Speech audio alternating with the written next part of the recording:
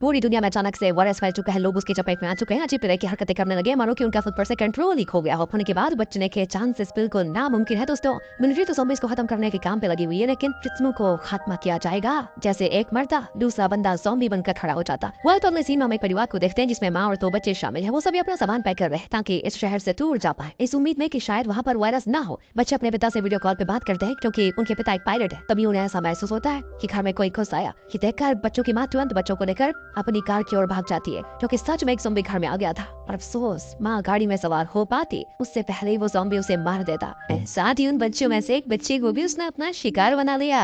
लेकिन एबी नाम की एक बच्ची गाड़ी के नीचे छिपकर खुद को बचा लेती है। वो ज़ॉम्बी तो यहाँ से चला गया, लेकिन एबी इससे इतनी ज्यादा डर चुकी थी क्योंकि उसने अपनी आंखों के सामने ही अपनी फैमिली को खत्म होते हुए देखा था। अब एबी जैसे ही गाड़ी से बाहर आई कि उसकी माँ ज़ॉम्बी बनकर जिंदा हो गई और एबी को मारने के लिए उसकी तरफ बढ़ने लगी। लेकिन तभी यहाँ पर मैक्स नाम का एक सोल्जर आकर एबी को बचा लेता है। मैक्स एबी को समझाता है कि तुम बेटा डरो मत, और वो उसे अपने गले लगा लेता है। लेकिन तभी एबी का भाई ज़ॉम्बी बन जाता है। लेकिन मैक्स ने एबी के कानों को बंद करके उसके भाई को भी शूट कर दिया। इसके बाद हमने 10 साल बाद का टाइम देखा जब अब पूरा शहर खंडर बच चुका है। दुनिया से ज़ॉम्बीज़ का खात्मा तो नहीं हुआ, लेकिन इंसानों का हो चुका है। और जो बचे कुछ इंसान हैं वो कहीं छिपकर अपनी जान बचा रहे हैं। इन्हीं में एबी और मैक्स भी शामिल हैं। और अब एबी थोड़ी बड़ी हो चुकी थी। अब क्योंकि मैक्स एक सोल्जर था, इसीलिए उसने खुद ही एबी को सारी ट्रेनिंग दे दी कि वो किस तरह से ज़ॉम्बीज़ को मारकर अपनी जान बचा सकती है। तो इसीलिए मैक्स एबी का निशाना कितना अच्छा है, उससे एक जानवर का शिकार करने को कहता है। इसीलिए एबी मैक्स की बात मानते हुए बड़ी ही आसानी से उस जानवर का शिकार कर लेती है। और ये देखकर मैक्स को भी काफी खुशी हुई। खैर, अब इन लोगों ने उस जानवर का मांस अपने रात के खाने के लिए जमा कर लिया। अब क्योंकि रात हो चुकी थी तो ये लोग रात यहीं पर गुजारने का फैसला करते हैं। यहाँ हमने मैक्स के पास एक नक्शा भी देखा जिससे वो ये पता लगाता है कि इस वक्त वो कहाँ पर है।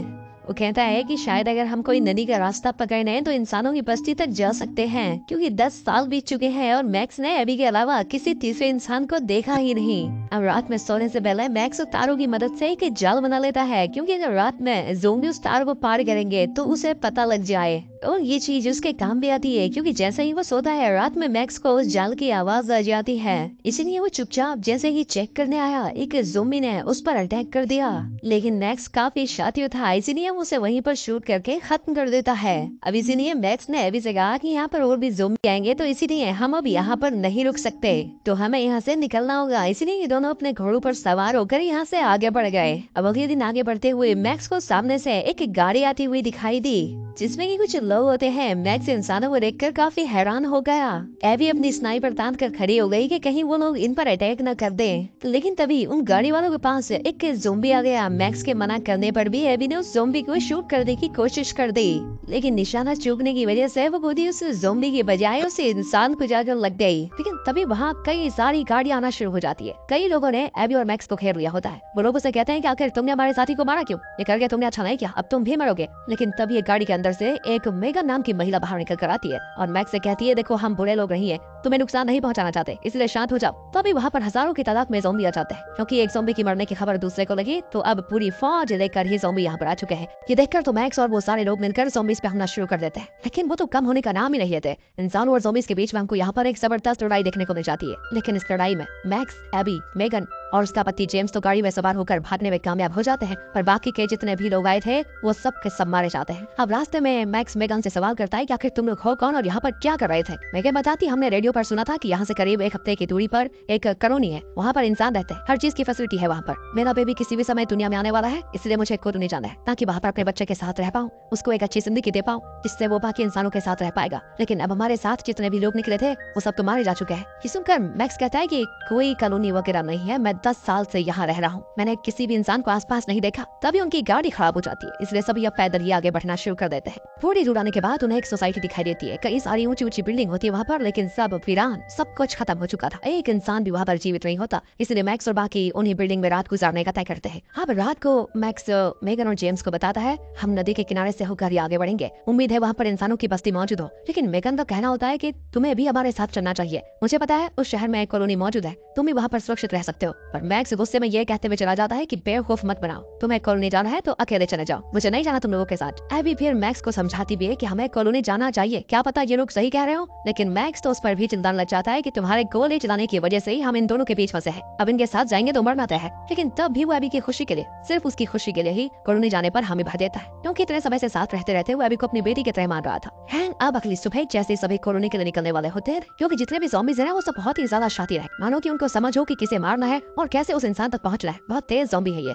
लेकिन मैक्स के लगाए हुए जाल पर पैर रखने से वहाँ एक जोरदार धमाका होता है और इस धमाके की वजह से कुछ ज़ॉम्बीज़ मारे जाते हैं। और तब तक मैक्स और बाकी आराम से सोसाइटी से दूर जा चुके थे। अभी भी दोस्तों उन्हें कॉलोनी तक पहुंचने के लिए 6 दिन का सफर तय करना था, जिसको पार करना इतना आसान नहीं होगा। तब थोड़ी दूर आने के बाद एबी कहती है, मेरे ख्याल से बासी में एक एयरपोर्ट है, वहाँ पर मेरे पिता काम क्या करते थे, हो सकता है कि हमें कोई प्लेन मिल जाए, उसकी मदद से हम आसानी से कॉलोनी पहुंच जाएंगे। मैक्स कहता है कि अगर हम एयरपोर्ट गए और वहाँ हमें ज़ॉम्बीज़ ने घेर लिया तो वहाँ से बाहर जाने का दूसरा रास्ता नहीं रहेगा। तब हमें ज़ॉम्बीज़ से लड़ते हुए ही एयरपोर्ट से बाहर आना पड़ेगा, क्योंकि एयरप्लेन मिलना वहाँ पर मुश्किल है। लेकिन एबी कहती है एटलीस्ट हमें कोशिश तो करनी चाहिए, अगर ये रिस्क लिया और काम कर गया तो हमारे बचने के चांसेस भी तो बढ़ जाएंगे। मैक्स के पास भी कोई दूसरा ऑप्शन नहीं होता, इसलिए मजबूरन उसको हामी भरनी पड़ती है। इसके बाद वो सभी एयरपोर्ट आ जाते हैं, लेकिन वहाँ कोई भी एयरप्लेन मौजूद नहीं है। मैक्स कहता है, कहा था नाडी, मैंने कहा था ना, हमारी मेहनत बर्बाद हो गई। लेकिन तभी एक हैंगर के अंदर उन्हें एक एयरप्लेन मिल जाता है, लेकिन वो एयरप्लेन खराब है दोस्तों, इसीलिए जेम्स उसको ठीक करने में लग जाता है, क्योंकि वो एक मैकेनिक है। जब तक वो एयरप्लेन ठीक करता तब तक मैक्स और एबी आसपास कोई काम की चीजें ढूंढने चले जाते हैं। और तभी मैक्स को दूरबीन से कई सारे ज़ॉम्बीज़ आते हुए दिखाई देते हैं, जिनको आने में 3 मिनट का समय लगेगा बस। वो भागते हुए जेम्स के पास आकर कहता है कि जल्दी करो वरना सब मारे जाएंगे, क्योंकि यहाँ से बाहर जाने का रास्ता उसी ओर है जहाँ से ज़ॉम्बीज़ आ रहे हैं। ये सुनकर जेम्स और तेजी से एयरप्लेन को ठीक करने में लग जाता है। देखते ही देखते ज़ॉम्बीज़ एयरप्लेन के बहुत ही करीब आ जाते हैं, लेकिन तब किस्मत से एयरप्लेन चालू हो जाता है, इसलिए वो सभी उसमें सवार होकर निकल जाते हैं। सभी बड़े खुश होते हैं कि हमने कर दिखाया।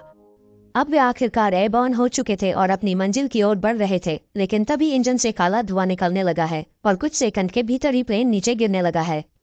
जब प्लेन पेड़ों के बीच जा गिरा, जिससे झटका कुछ कम हुआ है। लैंडिंग भले ही खतरनाक थी, लेकिन वे सभी मामूली चोटों के साथ बच गए हैं।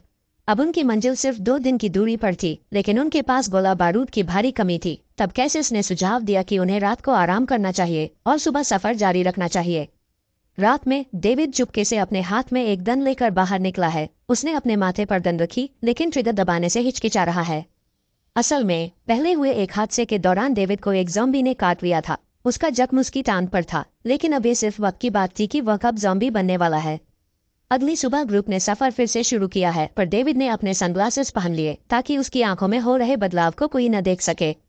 लेकिन कैसिस ने जल्दी ही डेविड के अजीब व्यवहार पर गौर किया। उसने देखा कि डेविड की टांग से खून धीरे धीरे उसके कपड़ों से आ रहा था, लेकिन उसने डेविड से कुछ नहीं कहा है। तभी एबिगेल और मेगन आगे बढ़ गई हैं। कैसिस ने तुरंत डेविड को पकड़ लिया और उसे आगे बढ़ने से रोक दिया है, लेकिन इससे पहले कि कैसिस और कुछ कर पाता, एबिगेल की आवाज सामने से आई, इधर आओ जल्दी। तब कैसिस ने डेविड को छोड़ा और तुरंत आगे बढ़ा है। एक छोटे केबिन के सामने उन्हें एक सुरक्षित जगह नजर आई है। तब एबिगेल ने बिना हिचकिचाए दरवाजे पर दस्तक दी और अंदर रहने की इजाजत मांगी है। कुछ सेकंड बाद दरवाजा धीरे धीरे खुला और एक बुजुर्ग आदमी बाहर निकला। फिर उसने उनसे हथियार एक बॉक्स में रखने को कहा और उन्हें अंदर बुला लिया है। वह बुजुर्ग आदमी एक इंजीनियरिंग प्रोफेसर निकला, जिसके पास बिजली और गर्म पानी जैसी सुविधाएं थी, जो इस बर्बाद दुनिया में बहुत बड़ी बात थी। तब उसने उन्हें खाना दिया, जिससे अब लंबे समय बाद सबने राहत महसूस की है। इस बीच डेविड चुपचाप बाथरूम चला गया है। उसने अपनी शर्ट उठाई और देखा कि उसका जख्म पूरे शरीर में फैल चुका था। उसे एहसास हुआ कि उसके पास ज्यादा समय नहीं बचा है। पर जब डेविड वापस आया तो उसने देखा कि सब बेहोश पड़े थे, क्योंकि बुजुर्ग ने उनके खाने में नशा मिला दिया था। यहाँ डेविड ने उसे रोकने की कोशिश की, लेकिन इससे पहले कि वो कुछ कर पाता, बुजुर्ग ने एक अजीब सी मशीन चालू कर दी और इससे इतनी तेज रोशनी निकली कि डेविड दर्द से कराहते हुए जमीन पर गिर गया है। असल में बुजुर्ग ने एक ऐसी मशीन बनाई थी जिससे वो ज़ॉम्बीज़ को कंट्रोल कर सकता था। वो जिंदा रहने के लिए नहीं, बल्कि दुनिया पर राज करने के लिए ऐसा कर रहा था। जब ग्रुप की आंख खुली तो उन्होंने खुद को बुजुर्ग के बेसमेंट में बंद पाया। तभी बुजुर्ग ने अपनी म्यूटेड पत्नी को उनके सामने छोड़ दिया, जिसका मकसद उन्हें इन्फेक्टेड करना था। तभी डेविड ने अपनी सारी ताकत जुटाई और अपनी पत्नी को बचाने के लिए उस ज़ॉम्बी से भिड़ गया है। लेकिन अब हालात बिगड़ते देख प्रोफेसर भाग गया है, जिसके बाद ग्रुप ने तुरंत वहां से भागने की कोशिश की, लेकिन अब ज़ॉम्बी झुंड उनके पीछे आ रहा था। तब कैसिस ने गाड़ी की स्पीड बढ़ा दी, लेकिन इस बार ज़ॉम्बी अलग थे। वो पहले से ज्यादा तेज और चालाक हो चुके थे। जल्द एक ज़ॉम्बी ने कार के सामने छलांग लगा दी है, जिससे कार का बैलेंस बिगड़ा और वो एक पेड़ से टकरा गई है। अब उनके पास वक्त नहीं बचा था और उनके पास ज्यादा गोला बारूद भी नहीं था। डेविड जानता था कि अगर वो ग्रुप के साथ रुका रहा तो सबकी जान खतरे में पड़ जाएगी, जिस कारण उसने खुद को कुर्बान करने का फैसला किया ताकि बाकी लोग बच सके। जल्द कैसिस और बाकी लोग भागते हुए नदी के किनारे पहुंचे, जहां उनका कैंप मौजूद था। वहां के पहरेदारों ने उनकी मदद की और वे मुश्किल से जिंदा बच पाए हैं। इस कैंप को पानी के ऊपर बनाए गए सुरक्षा ढांचे से सुरक्षित रखा गया था। वहां पर बारूदी सुरंगें बिछी थी जो आखिरी सुरक्षा उपाय के तौर पर इस्तेमाल की जा सकती थी। अगली सुबह मेगन ने एक बच्चे को जन्म दिया, लेकिन वो पहले ही कमजोर हो चुकी थी। उसने कैसेस से आखिरी विनती की कि वो उसके बच्चे की परवरिश करे, जिसे सुनकर कैसेस ने वादा किया और मेगन ने शांति से दम तोड़ दिया है। अब एबिगेल को पहली बार एक सिक्योर माहौल और लोगों का एहसास हुआ। तब उसने एक युवा लड़के रोडक से दोस्ती की। यहाँ रोडक ने उसे बताया कि अगर कभी ज़ोंबी झुंड ने कैंप पर हमला किया तो नीचे बिछी बारूदी सुरंगें एक्टिव हो जाएंगी और सब खत्म हो जाएगा। अगले दिन जब कुछ लोग मछली पकड़ने के लिए बाहर गए हुए थे तो उन्होंने उस बुजुर्ग आदमी को नदी के किनारे शांत बैठा हुआ देखा, लेकिन किसी ने उस पर ज्यादा ध्यान नहीं दिया है। कुछ देर बाद एक आदमी नदी के पास गया और जैसे ही वो पानी में झुका, अचानक एक ज़ोंबी पानी से बाहर निकला और उस पर हमला कर दिया है। जब तक पहरेदार कुछ समझ पाते तब तक बहुत देर हो चुकी थी। अब देखते ही देखते ज़ोंबी झुंड ने पूरे कैंप पर हमला कर दिया था। जल्द अब पूरे कैंप में अफरा तफरी फैल गई थी। चारों तरफ चीख पुकार मच रही थी। पर एबिगेल ने तुरंत कमान संभाली और बाकी लोगों को लड़ने का आदेश दिया है। तब उसने रोडक से प्लान बी के लिए तैयार रहने को कहा है। यहाँ उसने एक माँ और बेटी को बचाया और फिर कैसेस को ढूंढने निकल पड़ी है। इस बीच दो लड़के शिप के केबिन में फंस गए थे, लेकिन अब ज़ोंबी उनके बहुत करीब आ चुके थे। तभी कैसेस ने सही समय पर वहां पहुंचकर उन्हें बचा लिया है। लेकिन हालात अब भी बहुत बुरे थे। पूरे कैंप पर ज़ोंबी हावी हो चुके थे और एक एक कर सबको मार रहे थे। हालांकि कॉलोनी वालों को भी पता था कि आज नहीं तो कल ऐसा होगा ही, इसलिए उन्होंने एक अंडरग्राउंड और टनल भी बना रखी थी जो कि नदी से बाहर सरफेस पर जाकर खुलती थी। इसलिए जमीन लोग उस टनल में जाते हैं और मैक्स जब ज़ोंबीज को मार रहा होता है तभी उसे दूसरा ज़ोंबी धक्का मारकर नीचे गिरा देता है और डेविड बाकी सारे ज़ोंबीज को अटैक करके मैक्स की तरफ भेज देता है। पर सबसे पहले मैक्स जैसे तैसे खुद को बचाकर डेविड के डिवाइस को तोड़ता है। इससे सभी ज़ोंबी अब डेविड की तरफ ही बढ़ने लगे और उसे बड़े ही मजे के साथ अपना निवाला बना लेते हैं। जैसे ही एवी भागती है उसके पीछे भी एक ज़ोंबी पड़ गया, लेकिन जैसे ही उसकी नजर उस ज़ोंबी के ब्रेसलेट पर गई तो उस पर एवी लिखा हुआ था और ठीक ऐसा ही ब्रेसलेट एवी ने बचपन में अपने फादर को दिया था।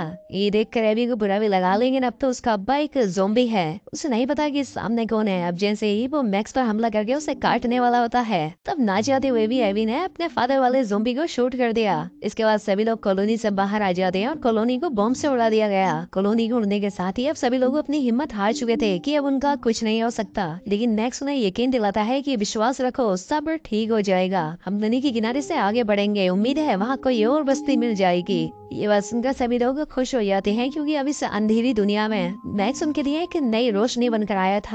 इसलिए सभी लोग मैक्स के साथ आगे बढ़ने लग जाते हैं। जहाँ थोड़ी दूर आगे जाने पर इन्हें एक आइलैंड मिल जाता है। खुशकिस्मती से यहाँ कोई ज़ोंबी नहीं है और अब ये सभी लोग आसानी से इस आइलैंड पर अपनी नई जिंदगी की शुरुआत कर सकते हैं। और अब मैक्स ने एक ऐसी मंजिल ढूंढ दी थी जहाँ वो आसानी से रह सकते थे।